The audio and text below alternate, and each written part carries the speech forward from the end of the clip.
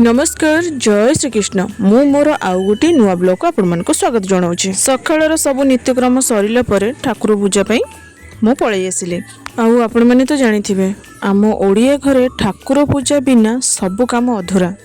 मु आगुर भी कहिथिले आ एबे भी कहूची किछि पूर्ण हो न हो ठाकुरଙ୍କ पाखरे वान्स थरे मनर जहा किछि दुख अछि कि जहा भी किछि अछि ठाकुरଙ୍କ पाखरे जणै देले मनटा एते रिलैक्स फील हुए से कथा तो आपण माने जानिथिबे। सत्य जेमिति आम जो दुख आमे भगवानଙ୍କ पाखरे जणाऊ जेमती सत्य जेमती तार 50% माने कमी गला दुखटा पूरा कमी गला तो किछि एई भलिया ही लागे आपण मानक सहित एमती हुए कि न हुए मु कहि परिबिनी किंतु मते एमिति फील ठाकुर पूजा तो मोर एठी ऑलरेडी सरिलणी। आ ठाकुर पूजा सरिला परे मु पळै आसीथिली छात उपरको आउ तो मते किछि आचार करिवार थिला आउ आंबो पाखरे नथिला तो सेथिपाई मु ओम को कहिथिली गछरु मते किछि आंब पारिकी दबा पई पाखापाखि 1.5 केजी भलिया नहीं 2 केजी हम 2 केजी भलिया से मते आंब पारिकी देइथिले। प्रथम तो मु आंब को कटाकटी करि देइथिली आ कटाकटी करिया पई 2 केजी आंब को मते पाखापाखि गोटे घंटा लागि जाइथिला जेहेतु टिके टाकुआ टाण हो जाइथिला सेथिपाई मते टिके अधिक समय लागिला। आंब कटाकटी कर साइला परे ताको धोई देइथिली आ लूण हळदी देइकी अल्प किछि समय सिझेई देइथिली। आंब को सिझेई सारिबा परे ताको खरार नेकी सुखी देइथिली। आंब सिझी गला परे केमिति कोन ताको नेकी मु आचार करूची सेटा तो मु नेक्स्ट ब्लॉग रे आपण मानक सहित शेयर करबी। तो आंब को सिझेई सेरे की सुखेइला परे मु पळे आसिली मते बहुत जोरे भोक लागुथिला खाइबा पई। एटा थिला मोर सखाळर जळखिया जोटा कि मु करूची पाखापाखि 9टा 9:30 रे प्राय तो सबदिन एमिति हुए सखाळु गाधे के आसी आगो टिके बिस्कुट खाइ दे तापर पूरा रिलैक्स होला परे जतबे फ्री हो जाए गुनु काम घर काम सब सरला परे मु टिके भल से बसिकी खाई पारे। तो एठी मोर सखाळर जो जळखिया थिला चा आउ ता सहित राति रे बंचिथिबा रोटी सेमती खाली सुखिला रोटी भी खाई परिन मते टिके भल लागेनी तेल टिके मार देइथिली आउ ताकू टिके उषुम करिकी मोर एठी चलला सखाळर जळखिया आउ ता सहित टीवी लगेला बेलकु दउथिला Kanchana sorry Kanchana the wonder car ना द वंडर कार एमती कंचना एमती हेकी कोन गोटे दउथिला फिल्म तेलुगु मूवीटा थिला।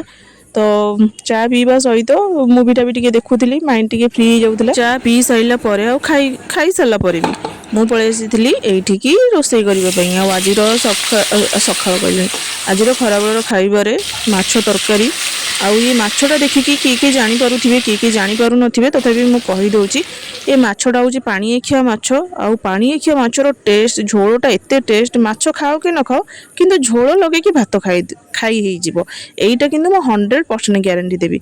किंतु यार गोटे डिमेरिट अछि ए माछरे बहुत परिमाण रे कंटा छोट पिला खाई परिबेनी तो सेथि पई गुन्नु पई रहितला शंकर माछ। तो ये दुटा माछ तो आपण माने जानिथिबे कॉमन।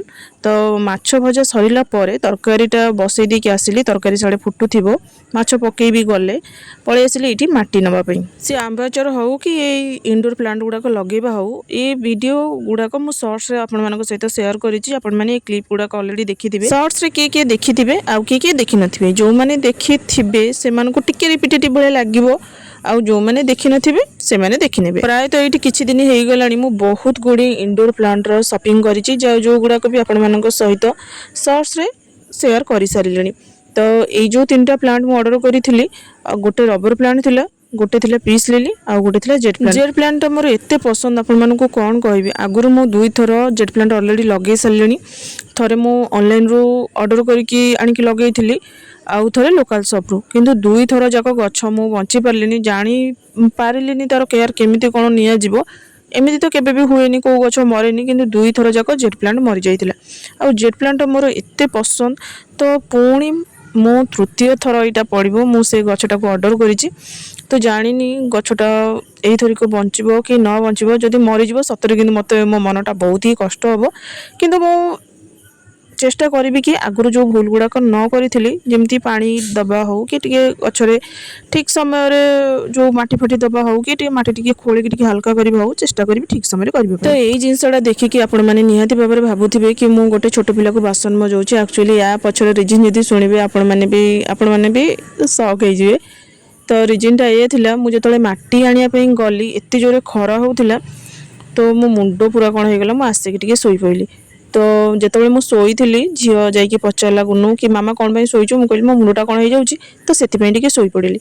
तो सी भाविला कि बोधे मो मामा मुंड कौन हो हाँ मु बासन गुड़ाक गदा कर माजिबा। ତ ସିଏ କ'ଣ କରିଛି ଭାବିଛି ମୋ ମାମା ଦେହ ଭଲ ନାହିଁ ତ ମୁଁ ବାସନ ଗୁଡ଼ାକ ମାଜିଦେବି। ସିଏ ଏଇଠି ପଳେଇ ଆସିକି ବାସନ ଗୁଡ଼ାକ ମାଜୁଥିଲା। ମୋତେ ଟିକେ ଭଲ ଲାଗିବାରୁ ଯାଇକି ଉଠିକି ଦେଖିଲା ବେଳକୁ ମୋ ଝିଅ ବାସନ ମାଜୁଛି। ଏଇ ଜିନିଷଟା ଦେଖିକି ଖୁସି ତ ଯେତିକି ଲାଗୁଥିଲା ଦୁଃଖ ବି ସେତିକି ଲାଗୁଥିଲା। ଖୁସି ଲାଗିବାର ରିଜିନ୍ ଏଇଆ ଥିଲା କି ଗୁନୁର ବୟସ ବଢ଼ିବା ସହିତ ତାର ବୁଝିବାର ଶକ୍ତି ବି ବଢ଼ୁଛି। ଆଉ ଦୁଃଖ ଲାଗିବାର ରିଜିନ୍ ହେଲା କି ମୁଁ ଭାବୁଥିଲି ସେ ସମୟରେ ମୋର ତ ବାସ୍ କେବଳ ଦେହ ଟିକେ ଖରାପ ହେଇଯାଇଥିଲା, କିନ୍ତୁ ଯେଉଁମାନଙ୍କର ମା ନଥିବେ ତ ସେମାନଙ୍କ ଲାଇଫଟା କେମିତି କଟୁଥିବ ସେଇ କଥାଟା ଟିକେ ମାଇଣ୍ଡକି ପଳେଇ ଆସିଲା।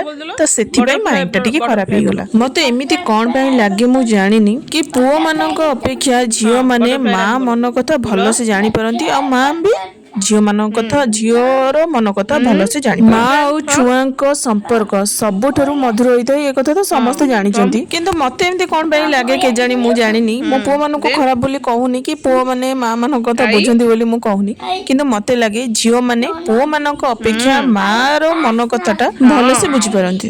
ସେଇଥିପାଇଁ ତ ମା ଝିଅର ସମ୍ପର୍କ ସବୁଠାରୁ ଉର୍ଦ୍ଧ୍ୱରେ ମୋତେ ତ ଏମିତି ଲାଗେ। ତ ଆପଣମାନଙ୍କୁ କ'ଣ ଲାଗେ କି ଝିଅ ମାର ମନ କଥା ଅଧିକ ବୁଝନ୍ତି କି ପୁଅ ମାର ମନ କଥା ଅଧିକ ବୁଝନ୍ତି? ସେଇଟା ନିଶ୍ଚିନ୍ତ କମେଣ୍ଟରେ ଜଣାଇବେ। ଏଇଟା ଥିଲା ସନ୍ଧ୍ୟାବେଳର ସମୟ। ଗୁନୁକୁ ମୁଁ ପଢ଼ଉଥିଲି। ସେତେବେଳେ ତ ସ୍କୁଲ ଛୁଟି ଥିଲା। ଗୁନୁ କାଳେ ପୁରୁଣା ପାଠ ଗୁଡ଼ାକ ଭୁଲି ନ ଯିବ ସେଥିପାଇଁ ତାକୁ ପ୍ରତି 5-6 ଦିନରେ ପୁରୁଣା ପାଠ ଗୁଡ଼ାକ ରିଭାଇଜ୍ କରେଇଦିଏ। ଯାହା କିଛି ରାଇମ୍ସ ପଡ଼ିଥିଲା ଆଉ ବାକି ପୁଣି ଅ ଆ ଠାରୁ ଯେଉଁ ପର୍ଯ୍ୟନ୍ତ ସେ ଶିଖିଛି ସବୁଗୁଡ଼ାକ ମୁଁ 5-6 ଦିନରେ ରିଭାଇଜ୍ କରେଇ ଦିଏ, ଯେମିତିକି ସେ କିଛି ପୁରୁଣା ପାଠ ନ ଭୁଲିଯିବ। ଛୋଟ ପିଲାମାନଙ୍କର ଗୋଟେ ଅଭ୍ୟାସ, ଯଦି ତାଙ୍କୁ ପୁରୁଣା ପାଠ ନ ମନେ ପକେଇବ ତାହେଲେ ସିଏ ଭୁଲିଯିବେ। ସେଇଟା କେବଳ ପିଲାମାନଙ୍କର ଦୋଷ ନୁହେଁ, ବଡ଼ମାନେ ବି ଯେତେବେଳେ କିଛି ପଢ଼ନ୍ତି ତାକୁ ରିଭାଇଜ୍ ନ କଲେ ବି ଭୁଲି ଯାଆନ୍ତି।